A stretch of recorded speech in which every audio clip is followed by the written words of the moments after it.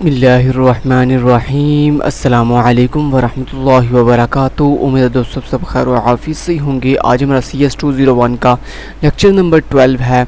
दोस्तों lecture number 12 को start करने से पहले अगर आपने प्रीवियस हमारे पार्ट्स सारे के सारे नहीं देखे तो इस वीडियो के डिस्क्रिप्शन पार्ट में आपको कंप्लीट प्लेलिस्ट का लिंक दे दिया गया है। आप उसके ऊपर क्लिक करके हमारे पूरी कंप्लीट प्लेलिस्ट को जो है वो वॉच कर सकते हैं, कंप्लीट प्लेलिस्ट को। इसके अलावा हमारी वेबसाइट का लिंक दे दिया गया, हमारी वेबसाइट को ज्वाइन करके और हमारी वेबसाइट पे पार्टनर अकाउंट क्रिएट करके आप अर्निंग भी विदाउट एनी इन्वेस्टमेंट कर सकते हैं। तो दोस्तों आज की लेक्चर नंबर 12 को स्टार्ट करते हैं। लेक्चर नंबर 12 के अंदर जो हम लेक्चर नंबर 11 के अंदर अरेज पढ़ के आए हैं उनके रिलेटेड आगे नेक्स्ट कुछ एडवांस कंसेप्ट हैं। कहता है जी करैक्टर अरे क्या होती है। करैक्टर अरे दोस्तों जैसा कि नाम ज़ाहिर है ऐसी अरे जिसके अंदर हम करैक्टर टाइप की वैल्यू जो है वो स्टोर करते हैं। तो करैक्टर अरे जो है इसके अंदर हम अपने करैक्टर टाइप की वैल्यू स्टोर करते हैं।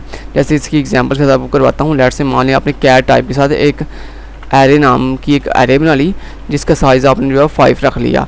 दिस इज़ अ करैक्टर अरे। तो ये होती है करैक्टर अरे जिसकी डाटा आप करैक्टर में कैर में सेट कर देते हो, यानी अब इसमें आप क्या स्टोर कर सकते हो, इस अरे में आप जो है वो अपने करैक्टर स्टोर कर सकते हो। अब इस अरे को दोस्तों हम वैल्यू कैसे इनिशियलाइज करते हैं, बहुत ईजी है। इक्वल लगा के कर्ली ब्रेसेस के अंदर सिंपल तो कितनी आप कितना साइज है 5, तो 5 टाइम आप वैल्यू दे सकते हैं। तो आपको पता है करैक्टर वैल्यू देने के लिए हम सिंगल कोड का इस्तेमाल करते हैं। लेट से आपने कहा के, उसके बाद आपने कहा एच, उसके बाद आपने कहा एच के बाद आई, फिर आई और फिर आपने कहा हो गया कॉमा, फिर ए कह दिया। तो ये 5 वैल्यूज आपकी कंप्लीट हो गई। ठीक है, अब इन वैल्यूज को आप स्क्रीन पे डिस्प्ले भी कर सकते हैं। वो किस तरह से, आपने सिंपली लिख दिया जो अरे को मेरी डिस्प्ले कर दो। ठीक है, मेरी अरे को जो है वो ARRAY अरे को जो है वो डिस्प्ले कर दो। तो यहाँ पे देखें आपने जो अरे के अंदर अभी भी वैल्यूज दी थी। तो करैक्टर अरे को दोस्तों हम डायरेक्ट विदाउट इंडेक्स नंबर बताए, यानी आपको पता ना हम अरे का वैल्यू डिस्प्ले करने के लिए उसका इंडेक्स नंबर बताते हैं। पहले अरे का नाम फिर उसके बाद उसका इंडेक्स नंबर। लेकिन दोस्तों जो करैक्टर अरे होती है इसमें जो कि हमारे करैक्टर स्टोर होते हैं सो इसको हम डायरेक्टली भी प्रिंट कर सकते हैं। तो ये देखें इसने मेरे सारे के सारे करैक्टर जो 5 के 5 करैक्टर थे उनको डिस्प्ले कर दिया। सेकंड दोस्तों जो करैक्टर अरे को डिक्लेयर करने का मेथड होता है वो ये भी होता है कि आपने ऐसे कैर टाइप के साथ एक ए नाम से अरे बनाई जिसका साइज़ आपने जो है वो 10 स्टोर कर दिया। और उसके बाद दोस्तों आप इसमें कोई स्ट्रिंग वैल्यू देना चाहते हैं तो वो भी दे सकते हैं। लेट से आपने डबल कोट्स के अंदर, और स्ट्रिंग वैल्यू के लिए डबल कोट्स आप लगाओगे, डबल कोट्स के अंदर आपने मान लिख लिया खिजर। ठीक है, ये आपने लिख दिया। तो अब अगर आपने इसको डिस्प्ले करना है तो आपने सिंपली लिख दिया सी आउट और ए। तो अगर आप अपनी अरे के अंदर करैक्टर टाइप की वैल्यू देते हो, यानी वो सिंगल करैक्टर भी हो सकते हैं या फिर मल्टीपल करैक्टर भी हो सकते हैं, यानी स्ट्रिंग वैल्यू भी हो सकती है। तो सिंपल उसको डिस्प्ले करने के लिए डायरेक्ट आपने अरे का नाम बताया और सिंपली इसको कंपाइल किया और यहाँ पे देखें आपको स्क्रीन के ऊपर आपकी अरे की जो आंसर है वो डिस्प्ले हो रहा है। तो ये दोस्तों करैक्टर अरे। ठीक है, अब नेक्स्ट बात ये आती है कि दोस्तों अगर आपने करैक्टर अरे के अंदर नल स्टोर करना हो, करैक्टर अरे के अंदर क्या स्टोर करना हो, नल स्टोर करना हो, तो उसके लिए दोस्तों हम \0 लगाते हैं। \0 ये जो \0 होता है ना ये बेसिकली नल करैक्टर के लिए यूज़ किया जाता है। दोस्तों जैसे ही \0 होता है ना हमारा कंपाइलर समझ जाता है कि यहाँ पे जो है वो नल करैक्टर आ गया, तो दोस्तों वो यहाँ पे रुक जाता है, यानी इससे आगे नहीं जाता है। मान लो कि आपके अरे का जो साइज़ है वो 100 है, आपके अरे का साइज़ 100 है। जैसे मैं आपको करके यहाँ पे दिखाता हूँ। मान लो आपने एक अरे बनाई कैट टाइप की जिसका नाम आपने ए रखा और इसका साइज़ आपने 100 सेट कर दिया। ठीक है दोस्तों, अब मान लो आपने इस अरे के अंदर जो है वो वैल्यूज़ कितनी स्टोर की हुई हैं, आपने जो है वो इसके अंदर वैल्यू स्टोर की हुई हैं। मान लो कि आपने स्टोर किया हुआ है के और उसके बाद आपने एच, सिर्फ 2 वैल्यू स्टोर की हुई हैं। ठीक है, अब दोस्तों क्या हुआ कि आपके पास साइज़ तो 100 था, तो आपने क्या किया, आपने एक लूप लगाई और आपने कहा इंट i = 0, i r जितनी मेरी एरिया का साइज़ है, तो मेरी एरिया का साइज़ कितना 100। सो आपने साइज़ से लेस देन तक चलाया लूप को और i प्रेस कर दिया। अब इस लूप में अंदर आपने क्या किया, आपने सिंपली कहा मेरी एरे की जो वैल्यूज़ हैं, जो मेरी ए अरे है उसके इंडेक्स नंबर आई की जो वैल्यू डिस्प्ले करते रहो। अब आई क्या है, आई दोस्तों 0 है पहली दफ़ा, नेक्स्ट टाइम 1, तो यहाँ पे आई बेसिकली डायनामिकली आपके इंडेक्स को शो कर रहा है। ठीक है, तो अगर मैं दोस्तों आपको कंपाइल करके दिखाऊँ तो यहाँ पे देख रहे हो आप, यहाँ पे आपको के एच और आगे देखो कितने गार्बेज वैल्यूज़। यहाँ पे देखो ये आपको जो कंपाइलर है जो आपको पॉइंटर है वो देखो कहाँ पे खड़ा है। इसका मतलब है इसने सारी ये जो है एम्प्टी वैल्यूज डिस्प्ले करती हैं। लेकिन दोस्तों हम चाहते हैं कि ये जो एम्प्टी वैल्यूज उसने डिस्प्ले की हैं ये डिस्प्ले ना हो। तो उससे बचने के लिए हम क्या करते हैं दोस्तों, उसके लिए आपको पता है अगर अरे के अंदर दोस्तों जहाँ तक आपकी वैल्यू स्टोर होती हैं उससे आगे जो एम्प्टी एरिया होता है ना वो क्या होता है, नल होता है। नल की निशानी क्या होती है, नल की निशानी होती है कि वहाँ पे \0 स्टोर होता है। तो हमने क्या किया, हमने कहा इफ़ अगर जो मेरी अरे है उसका आई वाला जो इंडेक्स है अगर वो इक्वल टू मैच कर रहा है किसके साथ, \0 के साथ। सो मैंने कहा उसी वक्त क्या कर दो, मेरी इस लूप को ब्रेक कर दो। ठीक है, तो ये ब्रेक स्टेटमेंट आपको पता ना क्या करेगी, ये ब्रेक स्टेटमेंट जैसे ही चलेगी तो ये फ़ौरन से लूप से बाहर आ जाएगा। तो अब देखिएगा अब ये एग्जैक्ट चीज़ डिस्प्ले करेगा। तो यहाँ पे देखें अब आपका कंपाइलर जो है वो 100 उसने करेक्टर डिस्प्ले नहीं किया बल्कि सिर्फ 2 जहाँ तक वैल्यू एग्जिस्ट कर रही थी सिर्फ वहाँ तक डिस्प्ले करने के बाद वहाँ पे रुक गया। तो ये फ़ायदा तो दोस्तों \0 का। तो \0 में ये बताता है कि यहाँ पे हमारी अरे के जो है वो नल करेक्टर आ गया, यानी यहाँ पे कुछ भी स्टोर नहीं है अरे के अंदर। अगर अरे का साइज़ ज़्यादा है और आपने सिर्फ थोड़ी वैल्यू डिस्प्ले की हुई हैं तो थोड़ी वैल्यू से आगे खाली वैल्यू को चेक करने के लिए हम \0 का इस्तेमाल करते हैं। चलें, तो ये था नल करेक्टर। तो \0 जो है वो नल करेक्टर के तौर पर जो है वो यूज़ किया जाता है। नेक्स्ट हमारे पास आ जाता है जी इनिशियलाइजेशन ऑफ करेक्टर अरे, वो मैंने आपको करना सिखा दिया। ठीक है जी, देखो उसने भी ऐसे किया, कैर नेम 100 और इमरान स्टोर किया, या फिर जो मैंने तरीका आपको पहले सिखाया कि सिंगल करेक्टर के साथ जो है वो स्टोर करना सिखाया। तो ये आपको दोनों तरीके मैंने आपको सिखा दिए हैं। उसके बाद इन्होंने यहाँ पे यूज़र से वैल्यू लेना दी सिखाई हुई है आपको, तो वो भी आप कर सकते हैं। मान लो कि आपने कैरेक्टर टाइप के साथ एक ए नाम की एरे बनाई जिसके साथ आपने 10 स्टोर कर लिया और आपने यहाँ पे सिंपली यूज़र को कहा कि प्लीज़ एंटर नेम, सॉरी आपने यहाँ पे क्या दिया, एंटर योर नेम। ठीक है, और आपने कर लिया सी इन और आपने जो मेरी ए नाम की एरे है उसमें वैल्यू स्टोर करते जाओ। ठीक है, अब मैं अगर आपको कंपाइल करके दिखाऊँ तो यहाँ पे आपने कहा खिज़र, जैसे एंटर किया तो वो कंपाइलर बंद हो गया। अब इसको अगर आपने डिस्प्ले भी करना तो आप डिस्प्ले भी कर सकते थे। तो सिंपली दोस्तों जब आप अपनी अरे के अंदर, जैसे कि मैंने आपको बताया जो करेक्टर अरे होती है उसके अंदर आप जो है वो विदाउट इंडेक्स भी अपनी अरे को जो है वो यूज़ कर सकते हो। ठीक है, अब यहाँ पे आपने अगर वैल्यू डिस्प्ले करनी है तो आपने सिंपली यहाँ पे क्या दिया, जो मेरी अरे का नाम है वो आपने दिया। तो यहाँ पे क्या होगा, ये सी आउट जो है वो आपकी जो ए नाम की अरे है इसकी जो वैल्यू आपने यूज़र से ली है उसको स्क्रीन पर डिस्प्ले कर देगा। कंपाइल करता हूँ, यहाँ पे नाम देता हूँ खिज़र, एंटर किया और देखें आपको खिज़र स्क्रीन पे डिस्प्ले हो रहा है। तो इस तरह आप यूज़र से लेकर भी स्क्रीन वैल्यू जो है वो डिस्प्ले कर सकते हो। नेक्स्ट चलते हैं। नेक्स्ट आता है जी अरेज कंपैरिजन। अरेज कंपैरिजन का दोस्तों मतलब क्या होता है कि अगर आपने एक अरे को दूसरी अरे के साथ कंपेयर करना हो तो वो हम कैसे कर सकते हैं। तो उसके लिए इन्होंने देखें कंपैरिजन का प्रोग्राम किया हुआ है। मैं इस प्रोग्राम को आपको यहाँ पे समझाता हूँ। मान लें आपके पास 2 अरेज हैं, एक इंट ए नाम से जिसका साइज़ 5 है एंड दूसरी अरे बी नाम से जिसका साइज़ भी 5 है। ठीक है, और उसके बाद आपने एक फाउंड नाम का वेरिएबल बना लिया जिसको आपने 0 के इक्वल कर दिया। यहाँ आपने इक्वल नाम का वेरिएबल बना लिया जिसको आपने 0 से इनिशियलाइज कर दिया। ठीक है, चले अब आपने क्या किया, अब आपने यूज़र को प्लीज़ एंटर 5 इंटीजर वैल्यूज़। आपने कहा प्लीज़ एंटर, यहाँ आपने क्या दिया, एंटर 5 इंटीजर वैल्यूज़। ठीक है और वो लेने के लिए आपने एक लूप लगा ली और इस लूप के अंदर आपने लिख दिया int I equal to 0, I less than or equal to 4 and आपने कहा आई प्लस प्लस। ठीक है, और इस लूप के अंदर आपने क्या किया, सी इन, और आपने कहा जो मेरी ए अरे है उसके आई वाले बॉक्स में जो है वैल्यू स्टोर कर दो। इसी तरह देन आपने इसी कोड को कॉपी किया और देन दूसरी जो वैल्यूज़ है यानी बी अरे के लिए वो भी आपने लेने के लिए आपने कहा एंटर 5 इंटीजर वैल्यूज़, और वो आपने ले किस में रखनी है, अपनी बी अरे के अंदर। तो यहाँ पे आपने बी अरे का नाम दे दिया। ठीक है दोस्तों, पहले आपने 5 वैल्यूज़ ली वो ए अरे में रखी और उसके बाद फिर अगेन 5 इंटीजर वैल्यू ली जो बी अरे में रखी। ठीक है, अब आपने इन दोनों को चेक करना है क्या जो ए अरे में मैंने वैल्यू रखी हैं क्या वो 5 की 5 वैल्यूज़ क्या बी अरे की 5 की 5 वैल्यू से मैच करती हैं।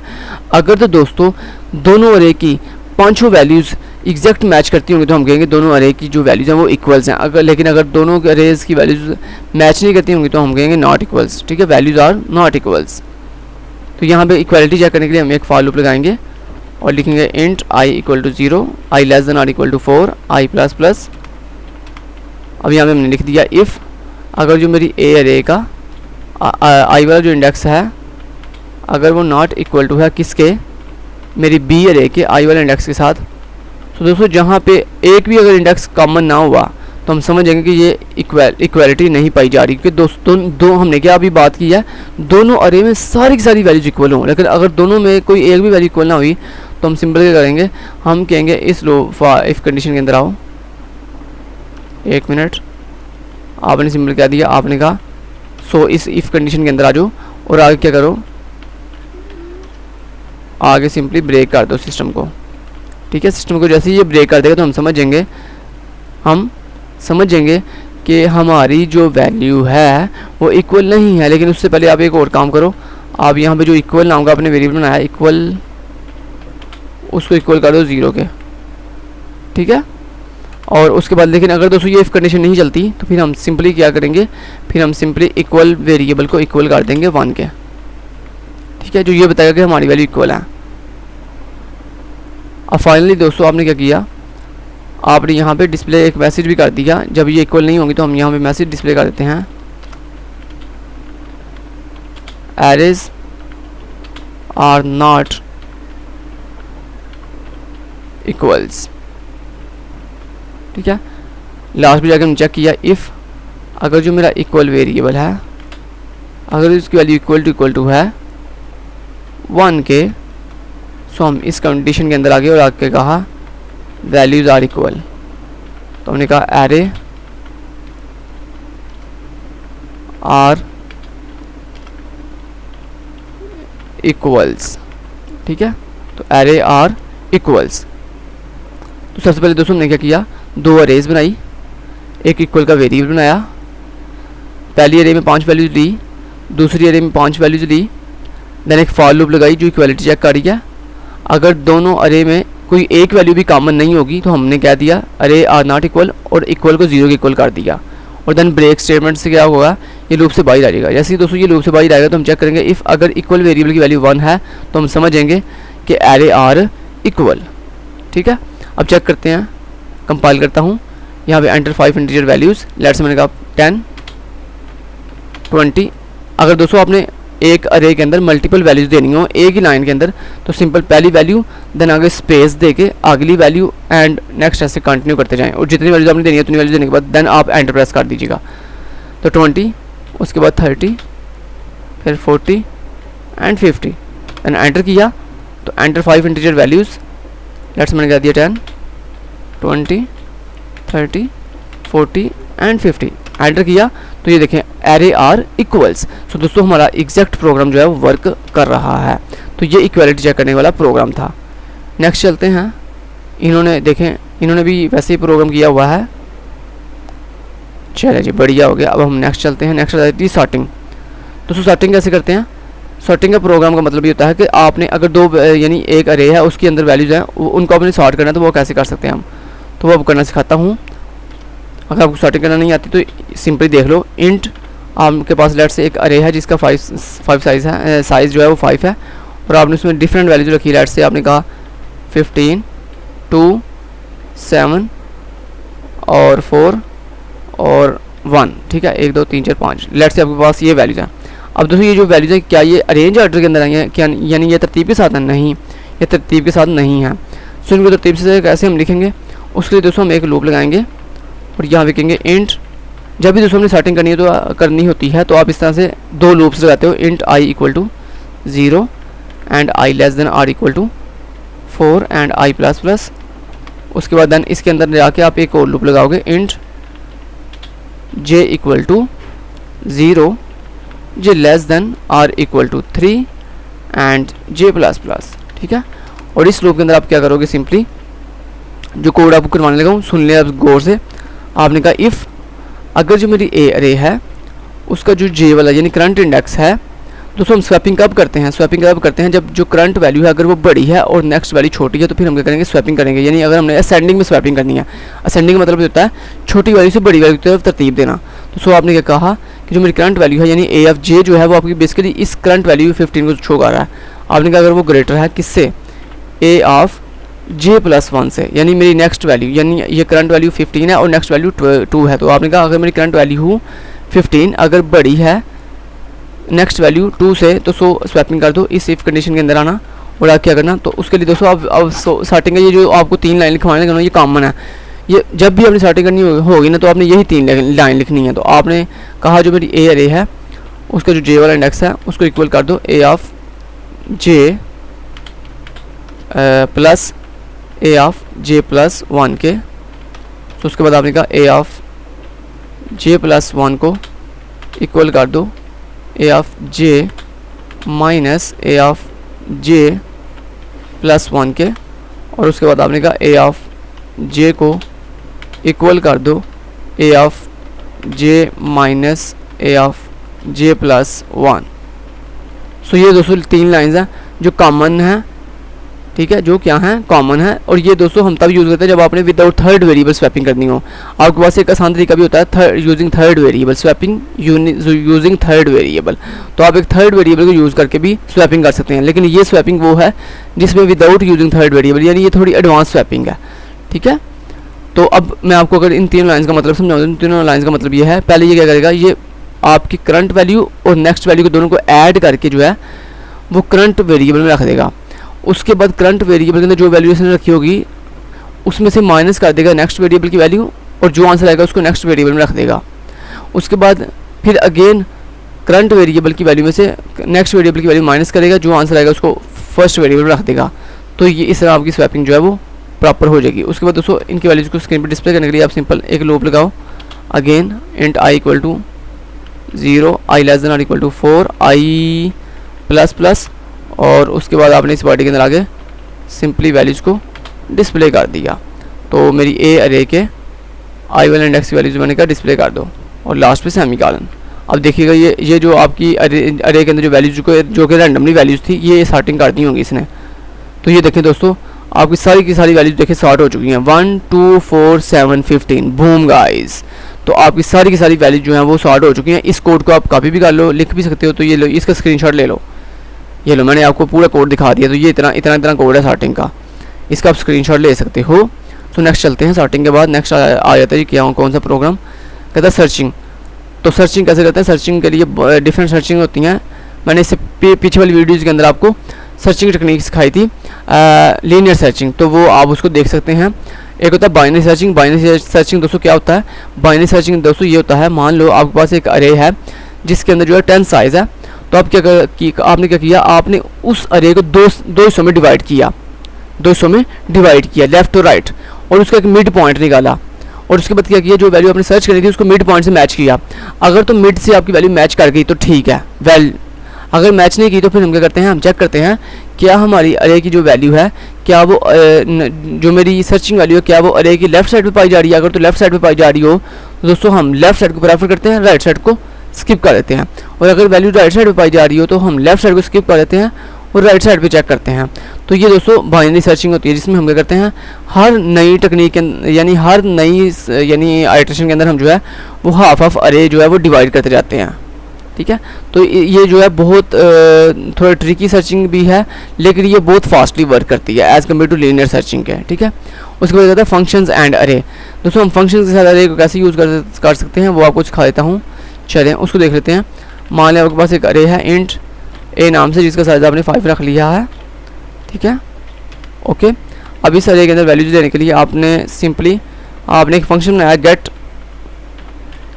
वैल्यूज़ के नाम से, जिसको आपने अरे का नाम भिजवा दिया और उसके साथ अरे का साइज़ जो है वो भिजवाया कि मेरी अरे का साइज़ जो है वो 5 है।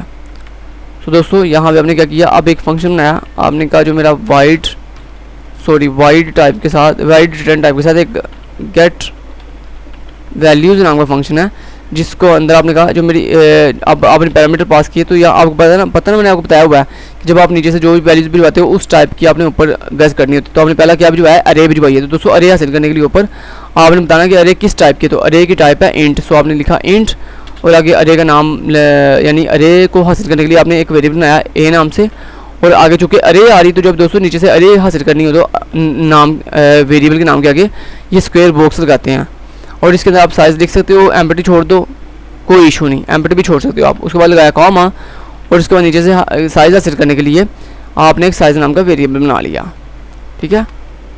और उसके बाद इसके अंदर आगे आपने सिंपली क्या किया, आपने सी आउट का कहा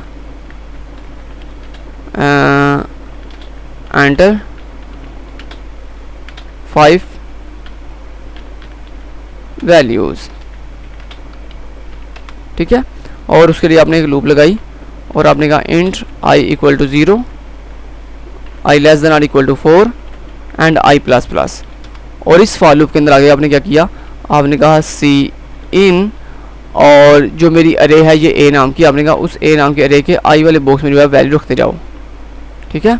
और आपने यहाँ भी ये कर दिया, आपने कहा I less than or equal to size, ऐसे भी क्योंकि आपने नीचे से साइज़ ले लिया तो आपने यहाँ पे साइज़ पुट कर दिया। आपने कहा जितनी मेरी अरे का साइज़ है उससे एक लेस देन अगर इस लूप को चलाओ और वैल्यूज लेते जाओ। अब दोस्तों ये जो आपने अरे के अंदर वैल्यूज नहीं है, ये अरे बेसिकली आपने कहाँ से मंगवाई थी, ये आपने बेसिकली यहाँ से पास की थी, ये मेन के फंक्शन से पास की थी। सो दोस्तों इस मेन के फंक्शन से जो चीज़ आप पास करते हो ना, उसमें जो आप वैल्यू ऊपर जाके इस फंक्शन में आपने स्टोर किया ना, वो बेसिकली असल में स्टोर कहाँ पे हो रही है, इसी ओरिजिनल जगह पे। क्योंकि दोस्तों ये जो आपने अरे ऊपर हासिल किया, ये अरे कहाँ से असल में आई है, ये बेसिकली इस मेन के फंक्शन से आई है। सो ये मेन के फंक्शन में जो आपने अरे बनाई थी ना, असल में यही वो अरे है जो आपने ऊपर ये हासिल की है, ठीक है। सो ये जो आप अरे के अंदर वैल्यू रख रहे हो ना, ये असल में बेसिकली कहाँ पुट हो रही हैं, ये जो आपने अरे मेन के फंक्शन में बनाई थी। सो इस मेन के फंक्शन में बनाई हुई अरे के अंदर जो वैल्यूज़ ऊपर आपने पुट की हैं, उनको स्क्रीन पर डिस्प्ले करने के लिए अब आप उन्हें डिस्प्ले कर सकते हो। आपने सिंपली कह दिया int I equal to 0, I less than or equal to 4 and I plus plus. और उसके बाद आपने सिंपली क्या कर दिया, आपने कहा सी आउट बैकस्लैश n, और आपने सिंपली क्या दिया, जो मेरी ए अरे है उसकी सारी की सारी वैल्यू डिस्प्ले कर दो, ठीक है। चलो बढ़िया हो गया, ठीक है। तो आपने सारी की सारी वैल्यू डिस्प्ले कर दी, चलें ठीक है जी। अब मैं आपको दिखा देता हूँ, ये मैंने किया compile and enter 5 values. Let's say मैंने पहली वैल्यू दी 10, फिर स्पेस देके 20, फिर 30, फिर 40, फिर 50, फिर एंटर किया, और ये देखिए सारी की सारी वैल्यू डिस्प्ले हो गई हैं 10, 20, 30, 40 एंड 50। सो इस तरह से दोस्तों हम जो है वो वैल्यू जो है वो यूज़र से लेके किसी फंक्शन के ज़रिए उन्हें स्क्रीन पर जो है वो डिस्प्ले भी कर सकते हैं। सो फंक्शन एंड अरे वैल्यू जो है मैंने आपको करना सिखा दिया है। नेक्स्ट आ जाता है दोस्तों ये एग्जांपल आपने खुद देख लेनी है। उसके बाद आ जाता है दोस्तों मल्टी डिमेंशनल अरे। मल्टी डिमेंशनल अरे दोस्तों कौन सी होती हैं, ऐसी अरे जिसके अंदर आपके पास रोज़ भी मल्टीपल होती हैं और कॉलम भी मल्टीपल होते हैं। अभी दोस्तों जो आप अरे कर रहे थे ये सिंगल डिमेंशनल अरे थी। ये कौन सी अरे थी, सिंगल डिमेंशनल अरे। सिंगल डिमेंशनल अरे दोस्तों वो होती है जिसमें सिर्फ एक ही रो होती है बाय डिफ़ॉल्ट, लेकिन ये जो आप साइज़ दे रहे हो ना बेसिकली इतने कॉलम बन जाते हैं, ठीक है। जब दोस्तों आप अपनी अरे का सिर्फ ये एक ही बॉक्स लगा के साइज़ बताते हो तो बेसिकली क्या होता है, आपकी अरे के अंदर रो एक होती है बाय डिफ़ॉल्ट और कॉलम कितने बन जाते हैं जितनी आपने ये साइज़ बताया। लेकिन दोस्तों अगर आप चाहते हो कि मल्टीपल रोज़ और मल्टीपल कॉलम बन दें तो उसके लिए आप ये 2 स्क्वायर बॉक्स लगाओगे, और आपने पहले स्क्वायर बॉक्स में लगा दिया 2 एंड सेकंड स्क्वायर बॉक्स में लगा दिया 3। तो ये 2 क्या है, 2 बेसिकली यहाँ पे आपकी रो को रिप्रेजेंट कर रहा है, 2 equal to rows and 3 equal to number of columns, 3 equal to number of columns, ठीक है। दोस्तों जब आपने मल्टी डिमेंशनल अरे दोस्तों यही होती है जिसमें आपकी रोज़ भी मल्टीपल होती है, कॉलम भी मल्टीपल होती हैं, ठीक है। और ये थी, इसको हम कहते हैं 2 डिमेंशनल अरे। और अगर आपने 3 डिमेंशनल अरे बनानी है तो आप इस तरह 3 स्क्वायर बॉक्स लगा के इस तरह आप 3 डिमेंशनल अरे भी बना सकते हो। सो लेकिन दोस्तों हम जो है मोस्टली 99% जो है वो यूज़ करते हैं या तो फर्स्ट सिंगल डिमेंशनल अरे या फिर 2 डिमेंशनल अरे। 3 डिमेंशनल अरे हम यूज़ नहीं करते, ठीक है। आप जहाँ भी देखोगे ये मोस्टली 2 डिमेंशनल अरे ही यूज़ होती हैं। अब यहाँ मैंने आपको बता दिया जो 2 डिमेंशनल अरे का क्या मतलब है। पहला जो डिमेंशन है ये आपकी रो को रिप्रेजेंट कर रहा है, और ये सेकंड जो डिमेंशन है ये आपकी कॉलम को डिस्प्ले कर रहा है। अब इसमें वैल्यू कैसे देते हैं वो मैं आपको दिखा देता हूँ। इसको वैल्यू देने के लिए आप सिंगल इक्वल का साइन लगाया और आपने यहाँ पे लगाते हो एक बड़ी जो है पैकेट लगाते हो। इस तरह जो दोस्तों हम लगाते हैं एक कर्ली ब्रेसेस, ठीक है। इस कर्ली ब्रेसेस के अंदर दोस्तों आपने क्या बताना होता है कि जितनी आपकी नंबर ऑफ रोज़ है ना उतने आपने अगेन इसके अंदर पैकेट बनाने हैं, यानी उतनी अगेन ये कर्ली ब्रेसेस लगानी है, ठीक है। तो आपको कितनी रोज़ हैं, 2 रोज़ हैं, तो आपने इस बड़े पैकेट के अंदर 2 पैकेट मजीद बनाए और हर पैकेट के दरमियान कॉमन लगाया, ठीक है। तो बेसिकली दोस्तों ये आपके बड़े पैकेट के अंदर ये जो आपने छोटे छोटे पैकेट बनाया ना 2, ये बेसिकली आपके नंबर ऑफ रोज़ के पैकेट हैं, ठीक है। तो एक जो पैकेट है आपका ये रो को रिप्रेजेंट कर रहा है, एक रो को रिप्रेजेंट कर रहा है, और ये 2 पैकेट किसको रिप्रेजेंट कर रहे हैं, 2 रोज़ को रिप्रेजेंट कर रहे हैं। तो आप यहाँ पे सिंपली पहली रो के अंदर कितनी वैल्यूज हैं, तो दोस्तों ईच रो के अंदर कितने कॉलम है, 3 कॉलम है, दोनों रो में 3 कॉलम है। सो पहली रो के अंदर 3 कॉलम है, पहली रो के अंदर 3 वैल्यू देने के लिए 10, 20 एंड 30। देन अगली रो में 40, 50 एंड 60। तो इस तरह दोस्तों आप मल्टी डायमेंशनल अरे को वैल्यू देते हो, समझ आ गई। और इनको डिस्प्ले कैसे करते हैं, उसके लिए आप 2 लूप लगाते हो। इस तरह आपने कहा int I equal to 0, I less than or equal to, दोस्तों जो पहली लूप होती है ना ये आपकी रो के लिए होती है। तो आपकी रो कितनी है, 2 रोज हैं, तो I less than or equal to 1 तक जाएगा और उसके बाद आई प्लस प्लस, ठीक है। इसके अंदर दोस्तों आप एक और लूप लगाओगे जो आपकी कॉलम को रिप्रेजेंट करेगी, int J equal to 0 and J less than or equal to 2 and J plus plus, ठीक है। और यहाँ पे मैंने J equal to 2 less than or equal to 2 क्यों किया, क्योंकि आपकी कॉलम जो है वो कितने हैं, 3 है। सो जे 0 से लेके 2 तक जाएगा। अब आपने स्क्रीन पे वैल्यू डिस्प्ले करने के लिए आपने सिंपली क्या कर दिया, आपने यहाँ पे वैल्यू डिस्प्ले कर दी ए अरे के आई वाली रो के जे वाले कॉलम। तो इस तरह हम वैल्यू जो है वो डिस्प्ले करते हैं अपनी मल्टी डिमेंशनल यानी 2 डायमेंशनल अरे या मल्टी डिमेंशनल अरे की वैल्यू कैसे डिस्प्ले करते हैं। अपनी एरिया का नाम बताते हैं, आगे उसका रो का इंडेक्स नंबर बताते हैं, फिर कॉलम का इंडेक्स नंबर बताते हैं। अब इसको मैं कंपाइल करके आपको दिखाता हूँ और यहाँ पे देखें दोस्तों आपको सारी वैल्यू डिस्प्ले हो रही है 10, 20, 30, 40, 50 एंड 60।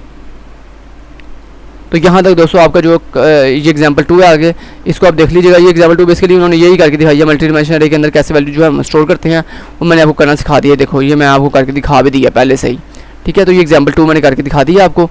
नेक्स्ट दोस्तों कुछ टिप्स हैं इन्होंने लिखी हुई है लास्ट पे, तो टिप्स को आप खुद पढ़ लीजिएगा। या चलिए मैं टिप्स पढ़ के सुनाई देता हूँ आपको। कहता character array can be initialized using a string literal.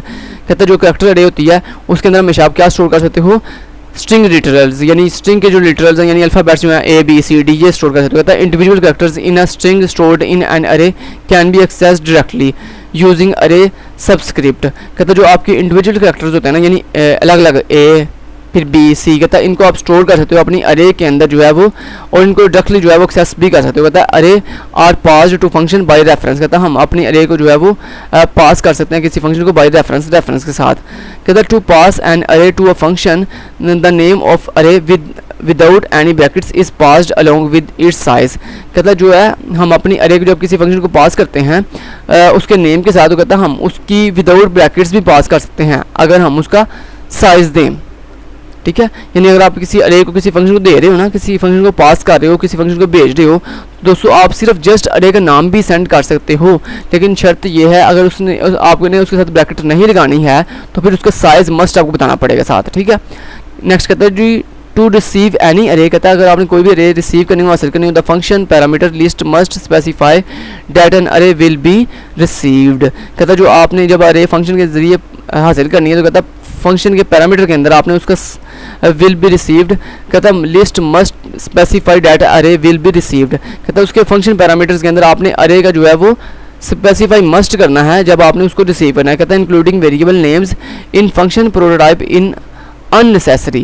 कहता है अपने वेरिएबल को जो नेम है इंक्लूडिंग वेरिएबल नेम, कहता है अपने वेरिएबल के नेम जो मस्ट इंक्लूड करने हैं फंक्शन के अंदर, फंक्शन के प्रोटोटाइप के ऊपर। अननेसेसरी कहता है ज़रूरी नहीं है। कहता है कंपाइलर इग्नोर दीज नेम्स। कहता है जो कंपाइलर है वो इन नेम्स को जो है वो इग्नोर कर देता है। मीन कहते हैं जब आप किसी फंक्शन को जो है वो पैरामीटर पास करते हो तो उन पैरामीटर्स के नाम जो है वो आप सेम भी रख लो, डिफरेंट भी रख लो, कोई इशू नहीं है, ठीक है। तो कंपाइलर को इस चीज़ से कोई इशू नहीं होता है। तो ये कुछ टिप्स थी इसके रिलेटेड। तो ये टिप्स जो है दोस्तों जस्ट होती हैं आपके मेन आइडियाज़ के लिए। बाकी जो आपने ऊपर जो बातें पढ़ी हैं असल में मेन बातें वही हैं जो आपको पेपर में पूछी जाती हैं, ठीक है। उम्मीद करता हूँ आपको आज का लेक्चर समझ आया होगा अरे करेक्टर अरे का, उसकी सारी एग्जांपल्स का और उसके सारे के सारे जो है वो जो मैंने आपको प्रैक्टिकल करवाया सारे का सारा वो आपको सारा समझ आया होगा। अगर कोई क्वेश्चन आपके माइंड में हो तो आप ज़रूर पूछिए। Thank you so much. Till then guys take care, अल्लाह हाफिज़।